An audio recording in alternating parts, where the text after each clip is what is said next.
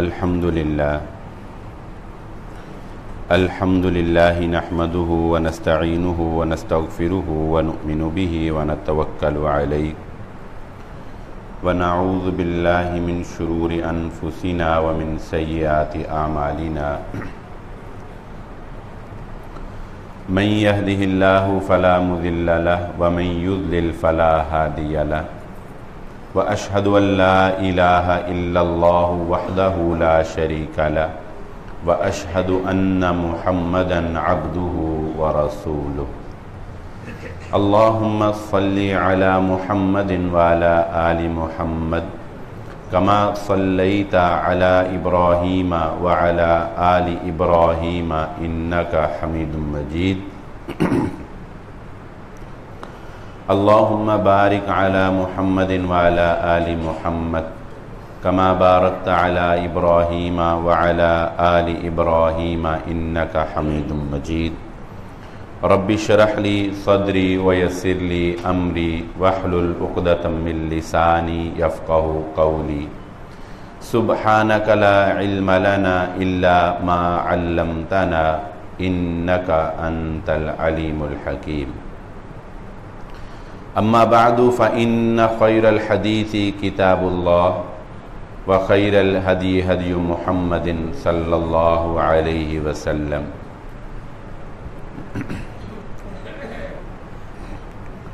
وشر الأمور محدثاتها وكل محدثة بدعة وكل بدعة ضلالة وكل ضلالة في النار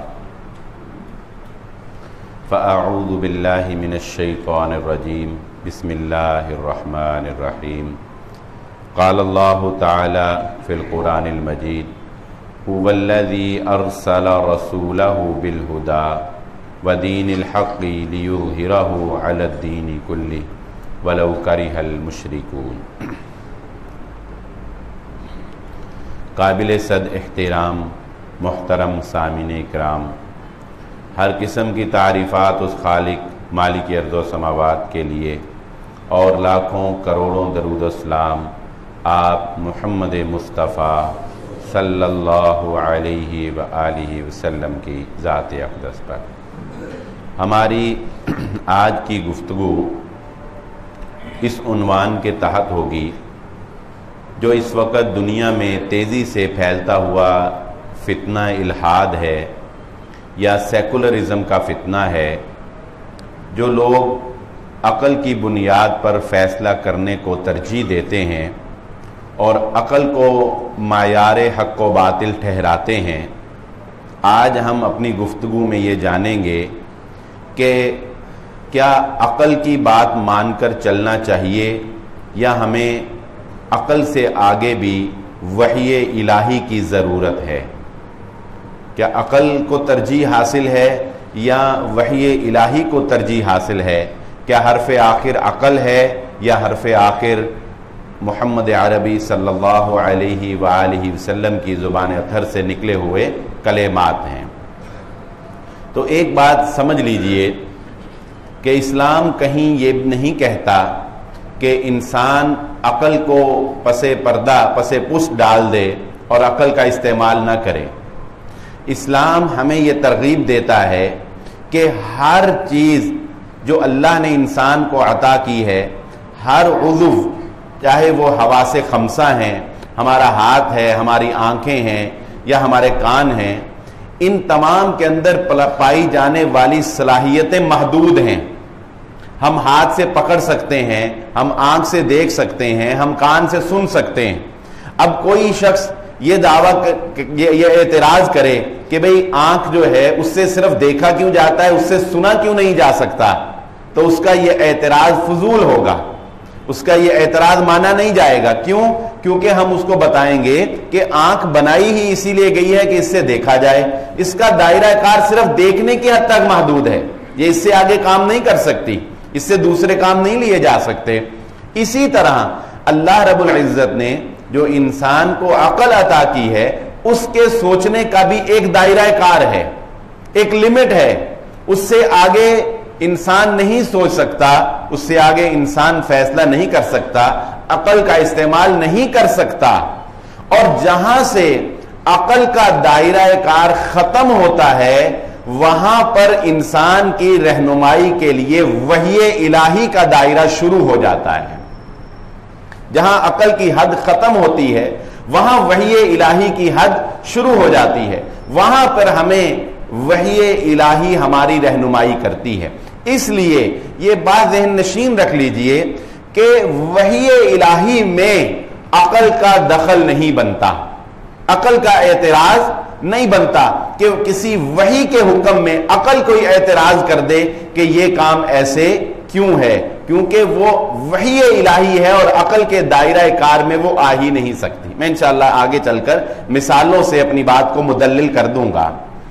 اور جو بنیادی نقطے کی بات ہے وہ یہ ہے کہ کیا عقل یہ فیصلہ کر سکتی ہے کہ اچھا کیا ہے اور برا کیا ہے؟ اچھائی اور برائی کا معیار کیا عقل اس کا انتخاب کر سکتی ہے؟ جبکہ انسانی عقلیں باہم ایک جیسی نہیں ہیں. انسانی عقلیں باہم ایک جیسی نہیں ہیں. اس کے لیے میں آپ کو ایک بہت زبردست مثال سے بات واضح انشاءاللہ کر دیتا ہوں. دنیا کے اوپر پہلا ایٹمی حملہ جو امریکہ نے جاپان کے 2 شہر ہیروشیما اور ناگاساکی کے اوپر کیا, پوری دنیا کے کسی بھی شخص سے آپ پوچھیں سوائے امریکنز کے, یا چلے ہم زیادہ دائرہ وسیع نہیں کرتے, میں کہتا ہوں یہاں پر بیٹھے ہوئے جو آپ افراد ہیں, اگر آپ سے یہ پوچھا جائے کہ وہ ایٹمی حملہ انسانیت کے اوپر ایک ظلم تھا یا رحم تھا, تو لا محالہ ابھی تک میں نے جتنوں سے بھی یہ سوال کیا ان کا جواب یہی تھا کہ وہ ظلم تھا. ان کا جواب یہی تھا کہ وہ ظلم تھا. اور یہاں پر بیٹھے آپ جتنے افراد ہیں بلا شبہ آپ کا بھی ذہن یہی فیصلہ کر رہا ہوگا. اب جمعے میں بولنا نہیں, آپ کا بولنا جائز نہیں, مگر میں بلوا کے پوچھتا کہ آپ بتائیں کہ یہ ظلم تھا یا رحم تھا, تو آپ اندر اپنے اندر آپ ہر فرد جو ہے یہ فیصلہ کر رہا ہے کہ یہ ایک ظلم تھا. یہ فیصلہ ہم نے اپنی عقل کی بنیاد پہ کیا. نبی مذہب کو آپ ایک طرف رکھ دیں, اسلامی تعلیمات کو آپ ایک طرف رکھ دیں, عقل سے فیصلہ کریں تو آپ کہیں گے کہ یہ ظلم تھا, انسانیت کے اوپر ظلم تھا. لیکن یہی سوال جب ایک امریکن فوجی سے کیا گیا کہ آپ نے ایٹمی حملہ کر کے انسانیت کے اوپر ایک ظلم کیا, تو اس کا جواب کیا تھا؟ اس نے کہا ہم نے ظلم نہیں کیا, ہم نے رحم کیا. ہم نے ظلم نہیں کیا. یہ اس کی عقل ہے, اس کی عقل نے اس ایٹمی حملے کو رحم سمجھا تو اس نے ایٹمی حملہ کر دیا. اس سے سوال کیا گیا کہ کیسے اتنے انسان مر گئے, 2 شہر تباہ ہو گئے, اور آپ کہہ رہے ہیں کہ یہ ظلم نہیں تھا, یہ رحم تھا. تو اس نے کہا کہ دیکھیے اس ایٹمی حملے کے نتیجہ میں جنگ بند ہو گئی, عالمی جنگ بند ہو گئی. چند افراد کے مرنے سے وہ کروڑوں افراد جو جنگ جاری رہنے کی شکل میں پوری دنیا میں مرنے تھے, ہم نے ان کو مرنے سے بچا لیا. اگر جنگ جاری رہتی تو پوری دنیا میں مزید کروڑوں انسان مرتے. اس ایٹمی حملے سے پوری دنیا کی جنگ جو تھی وہ صرف 2 شہروں کا نقصان برداشت کر کے ہم نے انسانیت کے اوپر رحم کیا, ان کروڑوں انسانوں کو مرنے سے بچا لیا جو پوری دنیا کے اندر مرتے صرف 2 شہروں کی قربانی دے کر. اب آپ اندازہ لگائیں, یہ اس کی عقل ہے اور دوسری طرف ہماری عقل کہتی ہے کہ یہ ظلم ہے. تو بتائیں آپ عقل کی بنیاد پر یہ فیصلہ کر سکتے ہیں کہ یہ صحیح تھا یا یہ غلط تھا, یہ ظلم تھا یا یہ رحم تھا؟ ایک عقل کہہ رہی ہے ظلم, دوسری عقل کہہ رہی ہے رحم. تو جب آپ عقل کی بنیاد کے اوپر حق اور باطل, صحیح اور غلط کو پرکھنے کی کوشش کریں گے تو آپ کبھی بھی انسانیت کے ساتھ انصاف نہیں کر سکتے, کیونکہ ایک ہی فیصلے کو ایک عقل کہے گی کہ یہ ظلم ہے اور اسی فیصلے کو دوسری عقل کہے گی کہ یہ رحم ہے. اسی لیے اللہ رب العزت قرآن مجید میں فرماتے ہیں وَلَكُمْ فِي الْقِصَاصِ حَيَاتٌ يَا أُولِي الْأَلْبَابِ, کہ قصاص میں تمہارے لیے زندگی ہے. اب بظاہر عقلاً دیکھا جائے تو قصاص میں ایک قاتل کو قتل کر کے اس کی زندگی ختم کی جاتی ہے، زندگی ختم کی جاتی. قصاص کیا ہے؟ قاتل کو قتل کے بدلے قتل کیا جائے. اب عقل تو کہتی ہے کہ ہم نے اس کو قتل کیا، لیکن وحی الہی کہتی ہے نہیں، اسی میں تمہارے لیے زندگی ہے. کہ وہ شخص جس نے کسی کی جان لی ہے وہ اب اس بات کا حق کھو چکا ہے کہ اس کی اپنی جان بھی باقی رہے، اور آج اس کی جان باقی نہیں رہے گی تو کل کوئی دوسرا جو ہے وہ کسی دوسرے کی جان لینے کی جرت نہیں کرے گا. اس قتل میں تمہاری زندگیاں محفوظ ہو جائیں گی. آئیے ہم تھوڑا سا آگے چل کے یہ دیکھتے ہیں جو اصل بات دیکھنے کی ہے. یہ دلائل تو بہت ہیں، جاری رہیں گے، کہ ہم اپنی زندگی میں، انسان کسی بھی ٹاپک پر پڑھے یا سنے، اسے یہ ضرور غور کرنا چاہیے کہ اس موضوع کا اس کی اپنی زندگی پہ کیا اثرات ہیں. ہم اگر اپنی زندگی کا مشاہدہ کریں تو ہم دیکھیں کہ ہم اپنی روز مرہ کے معمولات میں، زندگی میں عقل کو کتنی ترجیح دیتے ہیں اور وحی الہی کو کتنی ترجیح دیتے ہیں. اللہ کے نبی صلی اللہ علیہ وآلہ وسلم فرماتے ہیں، نبی صلی اللہ علیہ وسلم نے قسم اٹھا کر فرمایا لم نقضت المال بالصدقہ. اللہ کے نبی صلی اللہ علیہ وسلم فرماتے ہیں صدقہ کرنے سے مال کم نہیں ہوتا. اب عقل کیا کہتی ہے کہ اگر 10 روپے میں سے آپ نے 2 روپے صدقہ کر دیے تو کیلکولیشن اور عقل کے اعتبار سے تو یہ 8 روپے ہی رہ گئے نا، یہ 8 ہی رہ گئے. لیکن وحی الہی کہتی ہے کہ نہیں، صدقہ کرنے سے مال تمہارا کم نہیں ہوتا. اب انسان اس کی حقیقت کو سمجھ نہ بھی سکے، سمجھ جائے تو اچھی بات، سمجھ نہ بھی سکے تو بھی وحی الہی کے آگے سر خم کر دینا ہی اصل میں مسلمانی کا تقاضا ہے. لاجیکلی تو یہ بات سمجھائی بھی جا سکتی ہے کہ اللہ رب، ضروری نہیں ہوتا. انسان یہ سمجھتے ہیں کہ اس حدیث کا معنی یہ ہے کہ اگر میں 10 روپے میں سے 2 روپے صدقہ کروں گا تو مجھے اللہ رب العزت 20 روپے عطا کر دے گا، 30 عطا کر دے گا. یہی سمجھتے ہیں عام طور پہ لوگ کہ صدقہ کرنے سے مال اور زیادہ بڑھتا جائے گا. بڑھا دے اللہ، اس میں بھی کوئی شک نہیں، یہ مفہوم بھی درست ہے. لیکن جو اصل کام ہے وہ کیا ہے کہ اللہ رب العزت تمہارے اس 8 روپے میں اتنی برکت پیدا فرما دیں گے کہ وہ کام جو 10 روپے میں بھی نہیں ہو سکتا تھا، اللہ رب العزت 8 روپے میں ہی تمہارا وہ کام کروا دیں گے. صدقہ کرنے سے مال کم نہیں ہوتا کا مطلب کیا ہے کہ ظاہراً تو تمہیں، عقلاً تو تمہیں کمی نظر آئے گی، حقیقتاً اللہ رب العزت کی جانب سے اس مال میں اتنی برکت پیدا کر دی جائے گی کہ وہی مال تمہارے لیے کافی ہو جائے گا. آئیے آگے چلتے ہیں. ہم اپنی روزمرہ کی زندگی میں عقل کو کہاں ترجیح دیتے ہیں اور وحی الہی کو کہاں ترجیح دیتے ہیں. محمد عربی صلی اللہ علیہ وآلہ وسلم کے سامنے ایک لبیب نامی سادہ تھا، درویش سا صحابی اللہ کے نبی صلی اللہ علیہ وآلہ وسلم کی مجلس میں حاضر ہوئے. اللہ کے نبی صلی اللہ علیہ وآلہ وسلم نے پوچھا شادی کرو گے؟ شادی کرو گے؟ کہنے لگے اے اللہ کے نبی صلی اللہ علیہ وآلہ وسلم مجھ سے کون شادی کرے گا؟ مجھ سے کون شادی کرے گا؟ درویش سادہ آدمی ہوں، متقی پرہیزگار انسان تھے لیکن مالدار نہیں تھے، کوئی بڑے جاہو جلال نہیں تھا. اللہ کے نبی صلی اللہ علیہ وآلہ وسلم نے پھر اپنا سوال دہرایا، بتاؤ شادی کرو گے؟ پھر انہوں نے یہی جواب دیا. اللہ کے نبی صلی اللہ علیہ وآلہ وسلم نے تیسری مرتبہ پوچھا بتاؤ شادی کرو گے؟ پھر اللہ کے نبی صلی اللہ علیہ وآلہ وسلم نے ان کو کہا کہ جاؤ فلاں خاندان، فلاں گھر والوں کے پاس جو مالدار صاحب حیثیت لوگ تھے ان کے پاس جاؤ، ان کے دروازے پر دستک دو اور ان کو میرا سلام کہو اور ان کو کہو کہ اپنی بیٹی کی شادی، نبی صلی اللہ علیہ وسلم کہہ رہے ہیں کہ اپنی بیٹی کی شادی میرے ساتھ کر دو. یہ اللہ کے نبی صلی اللہ علیہ وآلہ وسلم کہہ رہے ہیں ان کو جا کر میرا یہ حکم نامہ سنا دو. اب وہ جاتے ہیں، جا کر دستک دیتے ہیں. بات کر رہا ہوں عقل اور وحی الہی میں ترجیح کی.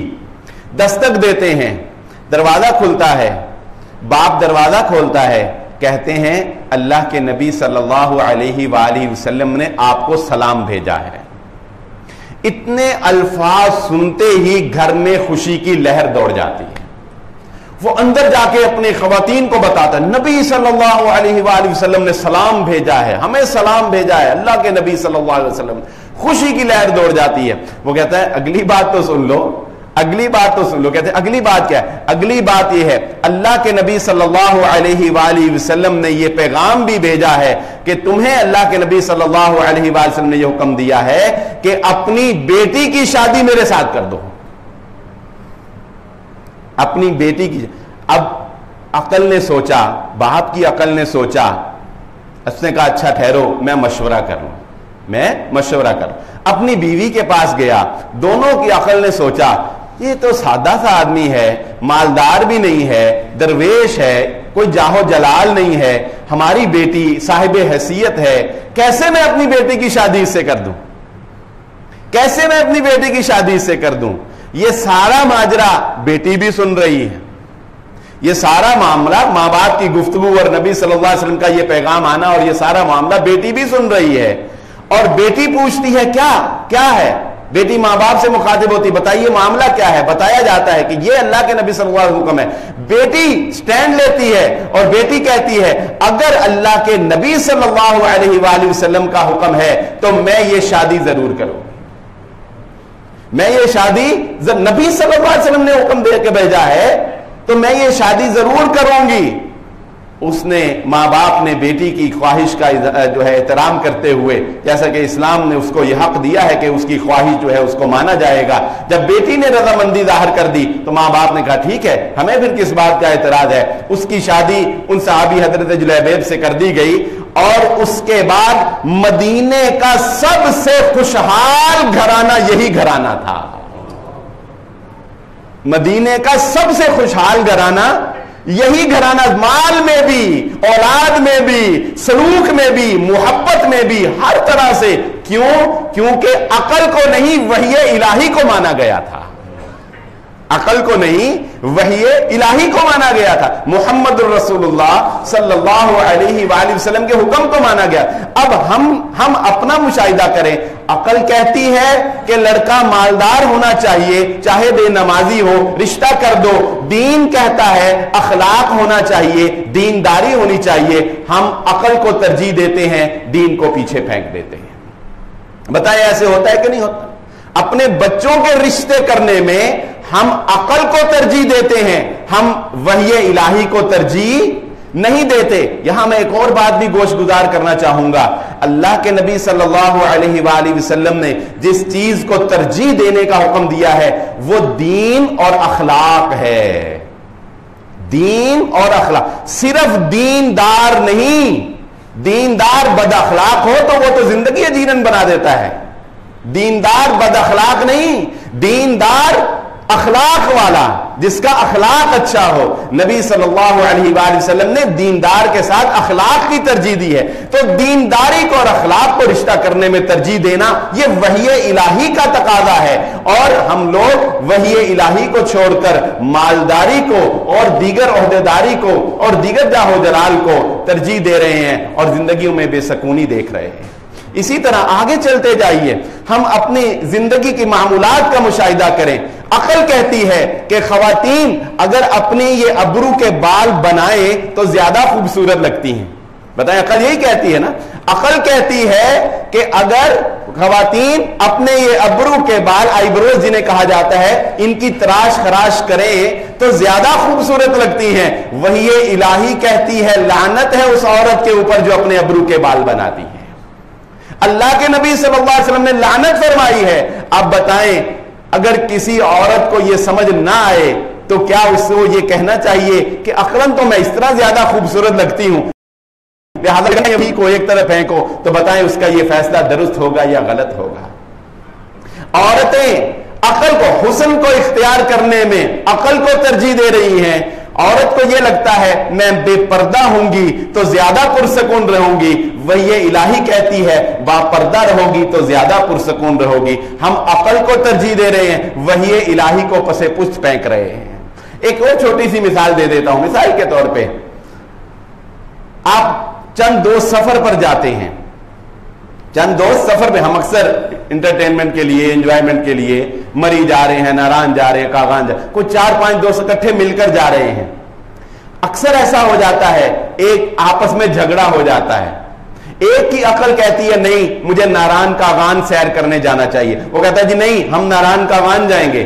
دوسرے کہتے ہیں نہیں بھائی ہمیں سوات جانا چاہیے, وہ کہتے ہیں ہم سوات جائیں گے. باہمی جب کلش لڑائی ہو جاتی ہے, ایک کی عقل کچھ کہہ رہی ہے, ایک کی عقل کچھ کہہ رہی ہے. عقل کی مان رہے ہیں تو اختلاف ہے, وحی الہی کی مانیں گے تو اختلاف ختم ہو جائے گا. وحی الہی کی مانیں گے تو اختلاف ختم ہو جائے گا. وحی الہی کیا کہتی ہے؟ وحی الہی یہ کہتی ہے, محمد عربی صلی اللہ علیہ وآلہ وسلم فرماتے ہیں جب تم سفر پہ جاؤ, روانہ ہونے لگو, تو اپنا ایک امیر مقرر کر لو. جو امیر فیصلہ کر دے گا وہ سب کو قبول ہونا چاہیے. تم اختلاف سے بچ جاؤ گے, تم اختلاف سے بچ. اگر امیر مقرر کیا ہوگا وحی الہی کے مطابق چلے ہوں گے, رائے دے سکتے ہیں, لیکن جو امیر فیصلہ کر دے گا وہ سر تسلیم خم کرنا ہوگا, کوئی ناراضگی نہیں ہوگی. امیر نے فیصلہ کر دیا, ہر طرف فتح ہو رہی ہے خالد کے نام پر, لیکن امیر نے فیصلہ کر دیا خالد معزول کر دیا جائے گا. خالد ابن ولید رضی اللہ تعالیٰ نے عقل کو پس پشت ڈال دیا, وحی الہی مان لی کہ اللہ نے اولو الامر کی اطاعت کا حکم دیا ہے, امیر کی بات مان کے معزولی کو قبول کر لیا, فتنہ و فساد سے بچ گئے.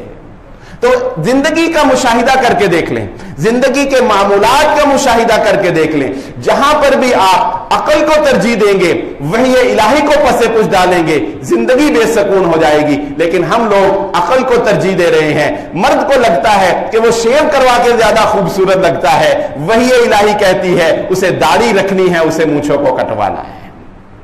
وحی کی مان رہے ہیں یا عقل کی مان رہے ہیں؟ ہم اپنے معمولات زندگی دیکھیں, ہمیں یہ لگتا ہے رات کو کاروبار زیادہ چمکتے ہیں, ہمیں یہ لگتا ہے رات کو دکانیں 12-1 بجے تک کھلی رہیں تو عقلاً زیادہ کسٹمر آتا ہے, زیادہ گاہک آتا ہے. اور وحی الہی محمد عربی صلی اللہ علیہ وآلہ وسلم کیا فرما رہے ہیں کہ میری امت کے لیے صبح کے وقت میں برکت رکھ دی گئی ہے. ہم بیماریوں میں گھرے ہوئے ہیں, ہم بیمار ہو رہے ہیں, ہماری زندگیوں میں بے سکونی ہے, لیکن عقل پر چل رہے ہیں. عقل فیصلے کر رہی ہے, عقل کہہ رہی ہے نہیں تم بالکل ٹھیک کر رہے ہو. تو ہم نے عقل کو اپنی معمولات زندگی میں ترجیح دے رکھی ہے. اس لیے بظاہر ہم عقل ہی کے سوچ پر ہم یہ سمجھتے ہیں کہ ہم ٹھیک زندگی گزار رہے ہیں, لیکن وحی الہی ہمیں بتاتی ہے کہ تم غلط زندگی گزار رہے ہیں. وہ خالق ہے, اس نے پیدا کیا ہے, اس نے دماغ بنایا ہے, اس نے اعضاء بنائے ہیں, اس کو پتا ہے یہ اعضاء کس وقت زیادہ پرسکون رہ سکتے ہیں. اب لاجک تو سمجھ آنے والی نہیں ہے. اللہ کے نبی صلی اللہ علیہ وآلہ وسلم فرماتے ہیں مختلف روایات میں, مغرب کے بعد سونا اللہ کے نبی صلی اللہ علیہ وآلہ وسلم نے منع فرمایا ہے. مغرب کے بعد سونا ناپسندیدہ ہے. اب کسی کو یہ سمجھ آئے یا نہ آئے تو ہم یہ تو نہیں کہیں گے کہ نبی صلی اللہ علیہ وسلم کا یہ حکم چونکہ سمجھ میں نہیں آیا لہذا ہم نہیں مانتے.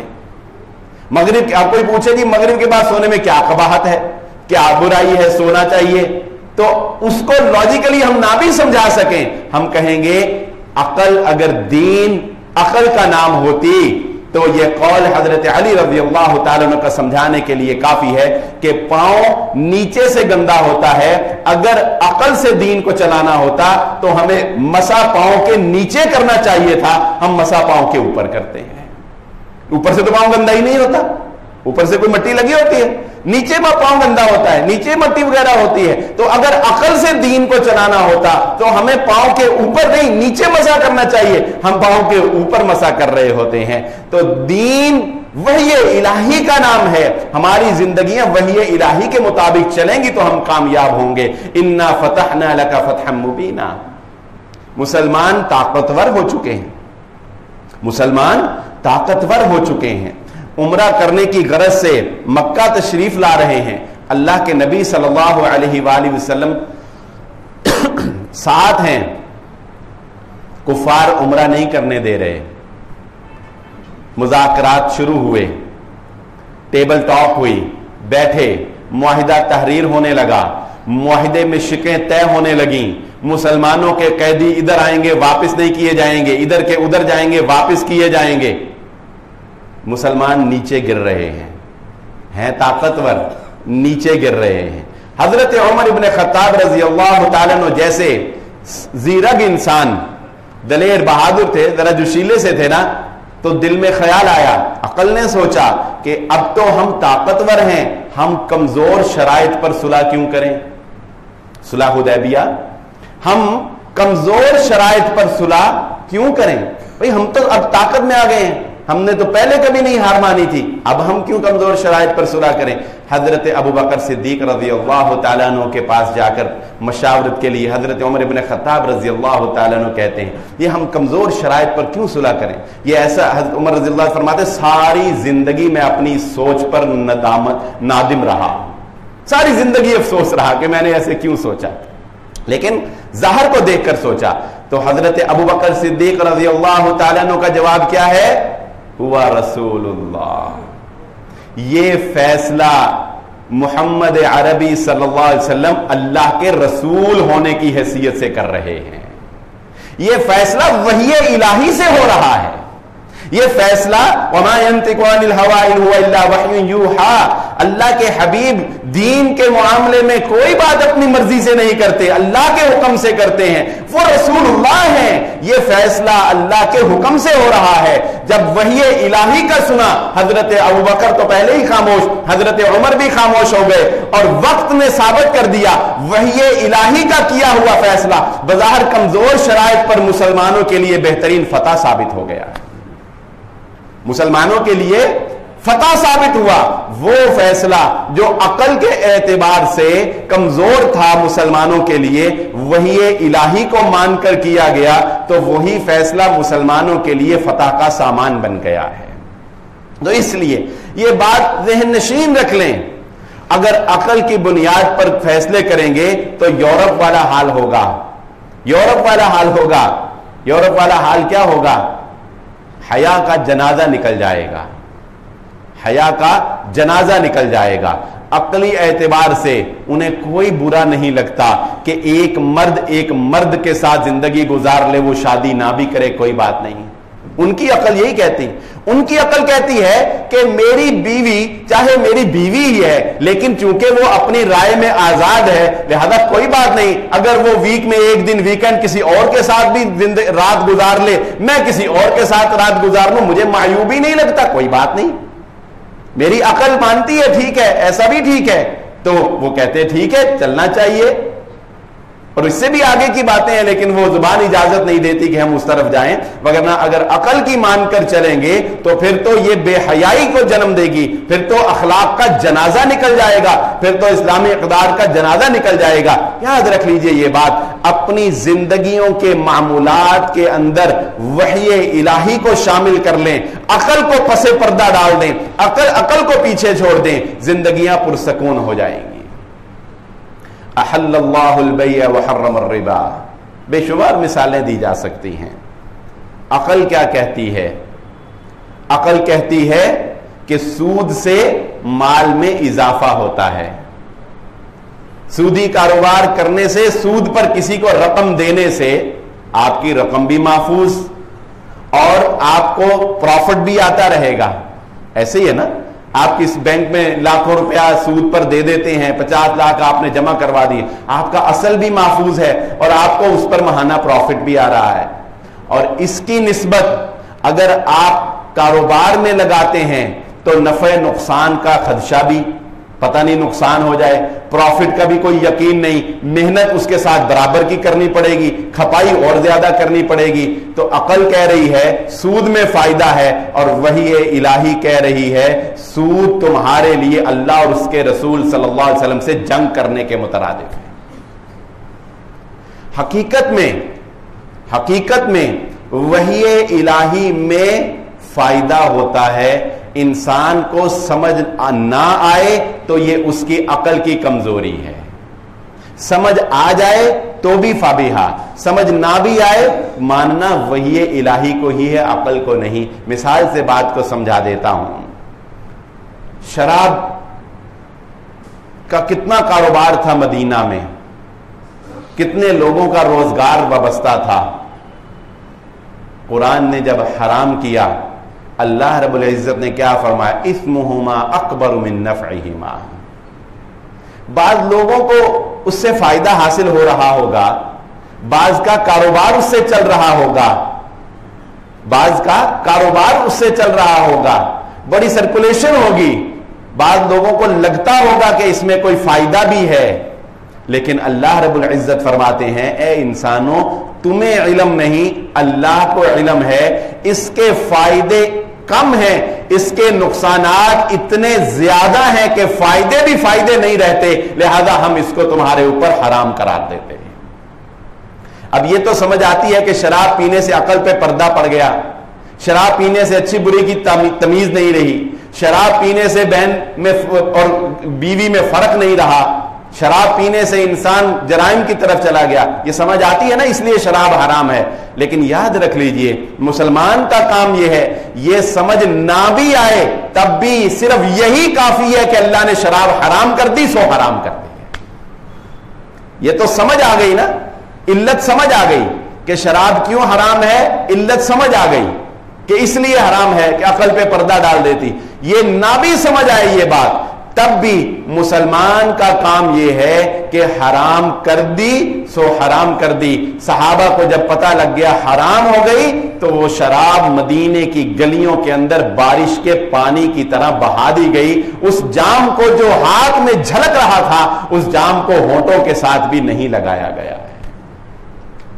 تو اصل کامیابی صحابہ اکرام کی یہی ہے، اور ہمارے اندر اور ان کے اندر فرق یہی تھا کہ جہاں انہوں نے یہ بات سن لی کہ یہ محمد الرسول اللہ صلی اللہ علیہ وآلہ وسلم کا فرمان ہے، جہاں انہیں یہ پتہ چل گیا کہ یہ اللہ کا حکم ہے، وہاں پھر انہوں نے یہ نہیں سوچا کہ یہ ہماری عقل کے اعتبار سے کون سا زیادہ بہتر ہے، ہماری سمجھ کے اعتبار سے کون سی چیز زیادہ نقصان دہ ہے. پھر انہوں نے صرف یہی دیکھا کہ یہ اللہ کا حکم ہے اور محمد عربی صلی اللہ علیہ وآلہ وسلم کا فیصلہ ہے، سو ہم اس کو مان لیتے ہیں. ہم تو بعد میں ان چکروں میں بھی پڑ گئے، یہ بھی بہرحال ضروری تھا. لیکن حضرت عبداللہ بن عمر رضی اللہ تعالیٰ عنہ کی مثال دیتا ہوں کہ ان کے نزدیک وحی الہی کی اہمیت کیا تھی. ایک شخص آتا ہے، آ کر کہتا ہے یہ بتائیے وتر جو عشاء کی نماز کے بعد ہم وتر پڑھتے ہیں کیا یہ فرض ہے یا سنت ہے؟ یہ ایک فقہی بحث ہے، اس سے انکار نہیں ہے کہ بعد میں یہ علماء نے اس پر تحقیق کی. لیکن حضرت عبداللہ بن عمر رضی اللہ تعالیٰ عنہ کا جواب کیا ہے کہ میں نے محمد الرسول اللہ صلی اللہ علیہ وآلہ وسلم کو پڑھتے دیکھا ہے سو میں پڑھتا ہوں. ہم نے اللہ کے نبی صلی اللہ علیہ وسلم کو کرتے دیکھا ہے سو ہم کرتے. 3 دفعہ اس نے سوال دہرایا، 3 دفعہ اس نے سوال دہرایا کہ ان کی زبان سے کوئی دوسری بات نکل جائے. تینوں دفعہ حضرت عبداللہ بن عمر رضی اللہ تعالیٰ عنہ کا جواب یہی تھا کہ ہم نے نبی صلی اللہ علیہ وسلم کو کرتے دیکھا ہے سو ہم کرتے ہیں. ہمارے لیے بس یہی بات کافی ہے کہ محمد عربی صلی اللہ علیہ وآلہ وسلم کا یہ عمل تھا سو ہم اس کو کر رہے ہیں. ہمارے لیے حرف آخر اور کوئی چیز نہیں ہے. اس لیے یہ بات ذہن نشین رکھ لیجئے کہ ہمارا عدالتی نظام ہو، ہمارا معاشی نظام ہو، ہمارا بین الاقوامی نظام ہو، ہماری خارجہ پالیسی ہو، ہماری داخلہ پالیسی ہو، ہم اس وقت تک پرسکون اور پرامن زندگی نہیں گزار سکتے جب تک کہ ہم اپنی زندگی کے اندر وحی الہی کو ترجیح نہ دے دیں. یہ سیکولرزم اور اسلام کے اندر ایک بنیادی فرق ہے جو اس مختصر گفتگو سے آج آپ کی گوش گزار کر دیا. جو ہماری پاکستان کی یونیورسٹیز کے اندر سیکولرزم کو جو فروغ دیا جا رہا ہے وہ کیا ہے؟ سیکولرزم کی ایک مختصر سی تعریف میں آپ کے سامنے بیان کر دیتا ہوں کہ that laws and education should be based on facts and science rather than religion. وہ کہتے ہیں کہ مذہب کو قانون میں اور نظام تعلیم میں مداخلت کرنے کی کوئی اجازت نہیں ہے. نظام تعلیم اور ہمارے لاز، ہمارے قوانین وہ عقل اور حقائق کی بنیاد کے اوپر بنائے جائیں گے. مذہب صرف کسی انسان کا ذاتی مسئلہ ہو سکتا ہے. مذہب کسی انسان کا ذاتی مسئلہ ہو سکتا ہے. اس کا دل کرتا ہے نماز پڑھے تو نماز پڑھے, اس کا دل کرتا ہے زکات دے تو زکات دے, اس کا دل کرتا ہے کہ مندر جائے تو مندر جائے, اس کا دل کرتا ہے گرجا جائے تو گرجا جائے. ہم سب ایک جگہ پر رہیں گے, انفرادی طور پر مذہب کو اپنائیں گے. جو اسٹیٹ چلے گی, جو حکومت چلے گی, جو نظام حکومت ہوگا, وہ دین مذہب کی بنیاد پہ نہیں ہوگا, بلکہ وہ حقائق عقل کی بنیاد کے اوپر اور حالات و واقعات کو دیکھتے ہوئے فیکٹس اینڈ سائنس کی بنیاد کے اوپر جو بھی ہم بہتر سمجھیں گے وہ قوانین ہم وضع کر دیں گے.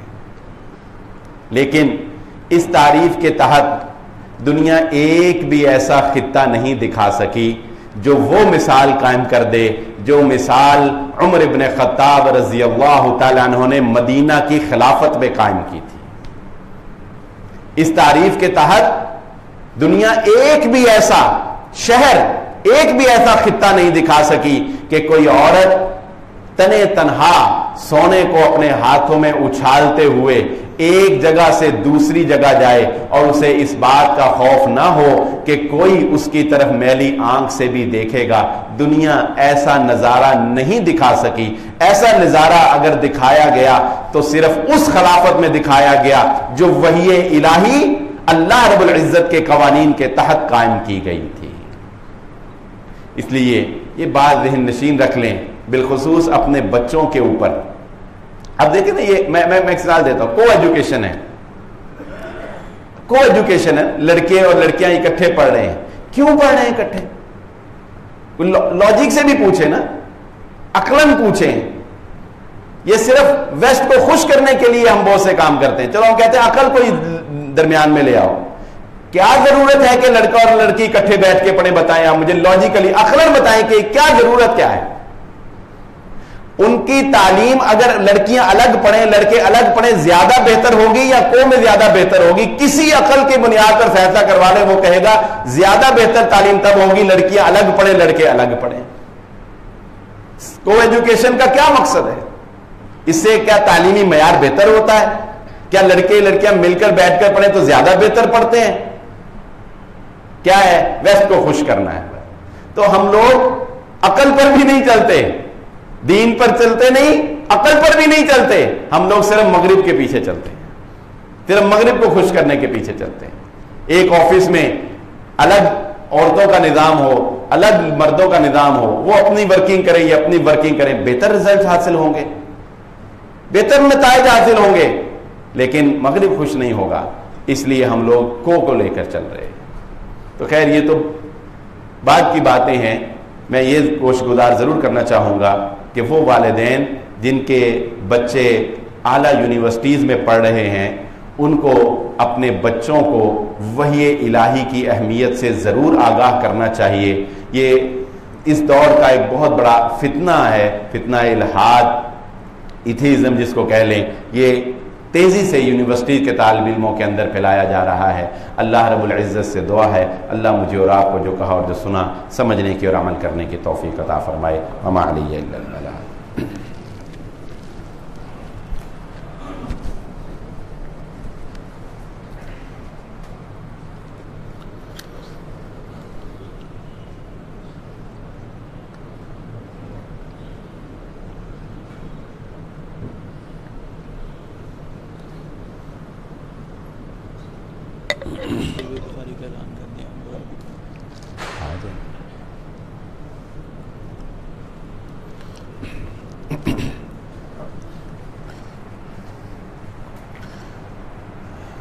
یہ ایک اہم اعلان ہے. جامعہ سلفیہ فیصل آباد حاجی آباد میں آج تقریب بخاری ہے, سالانہ تقریب بخاری, اور اس میں کراچی سے شیخ عبداللہ ناصر رحمانی حفظہ اللہ تعالی, شیخ الحدیث اور بہت ہی علمی شخصیت کے حامل ہیں, وہ تشریف لا رہے ہیں.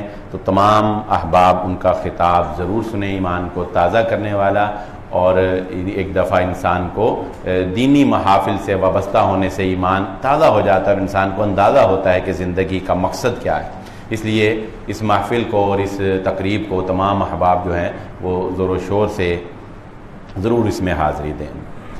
الحمدللہ نحمدہ ونستعینہ ونستغفرہ ونؤمن بہ ونتوکل علیہ ونعوذ باللہ من شرور انفسنا ومن سیئات اعمالنا من یہدہ اللہ فلا مضل لہ ومن یضلل فلا ہادی لہ وأشهد أن لا إله إلا الله وحده لا شريك له وأشهد أن محمدا عبده ورسوله